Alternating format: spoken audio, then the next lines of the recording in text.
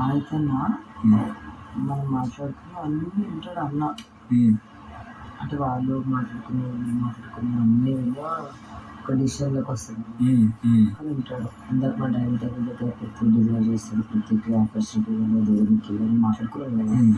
పోయి చెప్పాడు నీకు హౌస్ అంతా నువ్వు ఆపర్చునిటీ లేదని ఫీల్ అవుతున్నాను. ఎవరికి పృథ్వీకి? నిఖిల్‌కి.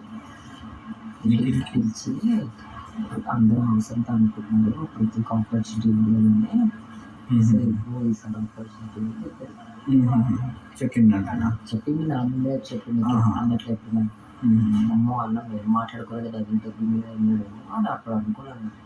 ఆయన లాస్ట్‌కి ఒక డిసిషన్‌కి వస్తాడులే. ఇప్పుడు పృథ్వీ కూడా చేంజ్ అయ్యిండు, ఆటలు ఆడుతున్నాడు, గెలుస్తున్నాడు కదా, ఇంప్రూవ్ అయ్యిండు అని చెప్పి మేబీ పృథ్వీకి అట్లా అవకాశం ఇచ్చింది. యష్మికి ఆల్రెడీ అయిపోయింది కదా. అట్లాంటివి అన్నా మనం హౌస్ గురించి మనం మాట్లాడుకునేది ఇప్పుడు ఒకటి చెప్తాను.